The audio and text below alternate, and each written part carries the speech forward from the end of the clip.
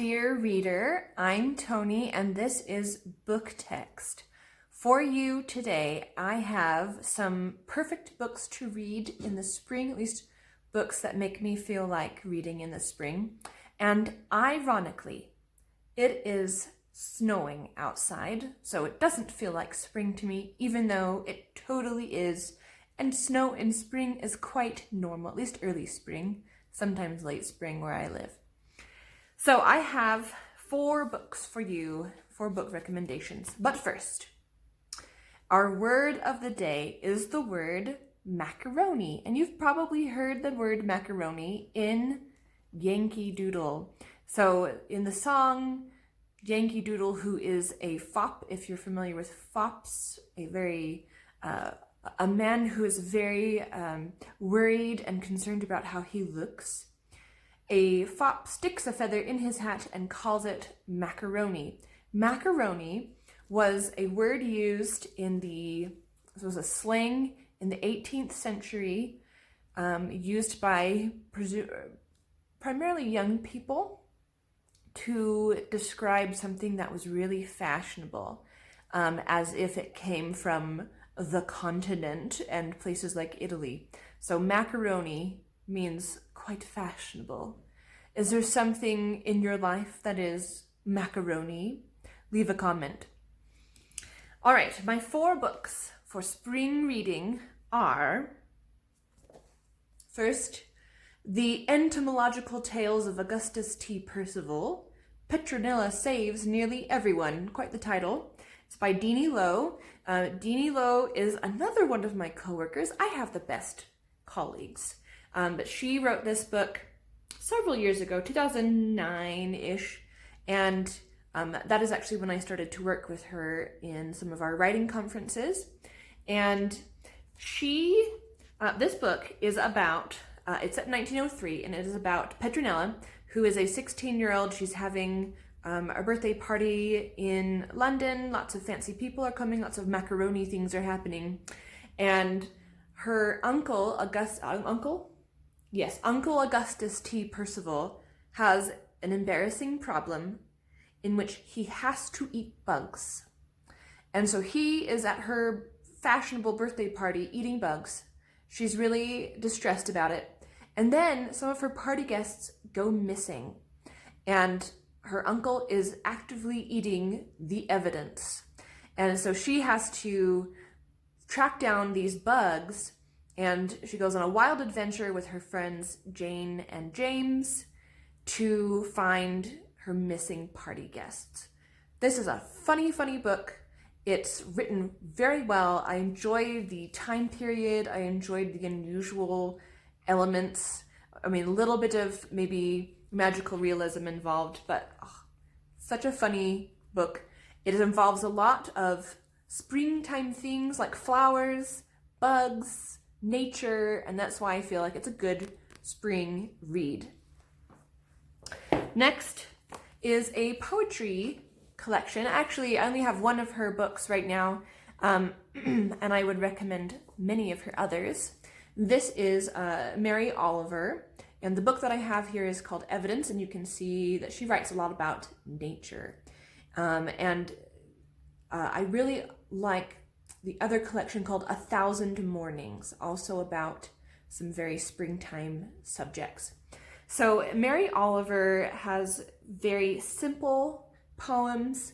They remind me a little bit of Emily Dickinson, not in style, but in content. She writes a lot about nature, a lot about animals, about plants and life. She also writes a lot about really spiritual things to her.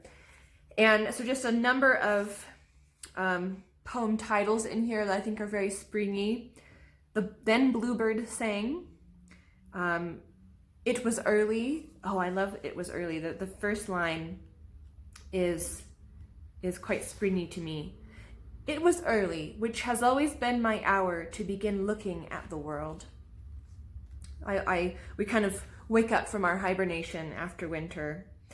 Empty branch in the orchard, at the pond, with thanks to the field sparrow whose voice is so delicate and humble. I love poetry titles.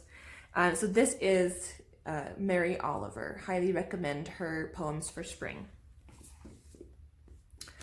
I also have a murder mystery that is set in spring. This is The Cruelest Month. It is an Armand Gamache novel. I believe it is the third one, by Louise Penny. And this is set in Three Pines in Canada. And Armand Gamache has to solve a murder that happens near Easter.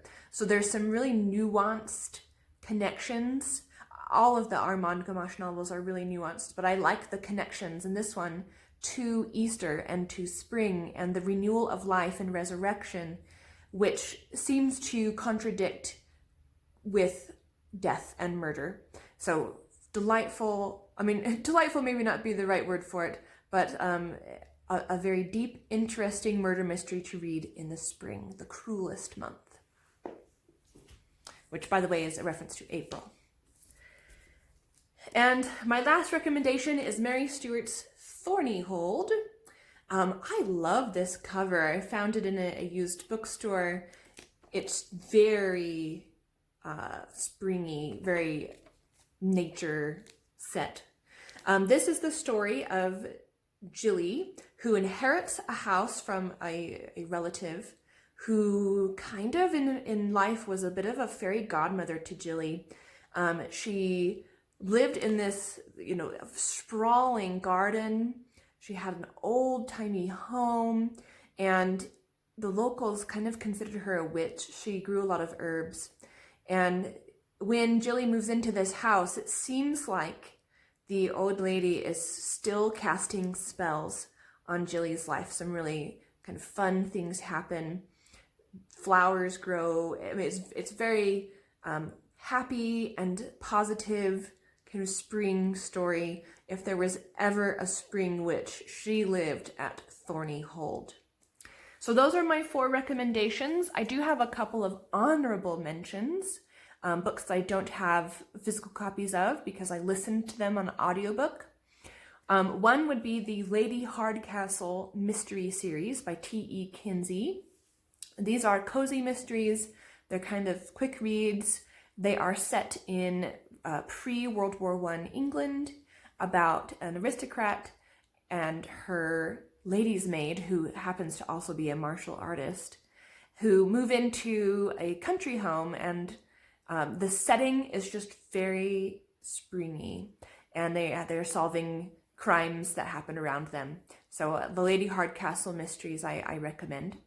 And I also recommend reading James Herriot's All Creatures Great and Small in the Spring. If you enjoy the spring element of animals kind of emerging from their winter's slumber, you will enjoy reading about the animals in All Creatures Great and Small. And I also listened to the audiobook that was read by the actor who played in the series in the 70s, 80s. And that was also really, really nice. He does a great job of doing the voices and the accents and things like that. So those are my recommendations for spring. They were Thornyhold, The Cruelest Month, anything by Mary Oliver, and Petronella Saves Nearly Everyone. And remember, there's always another book.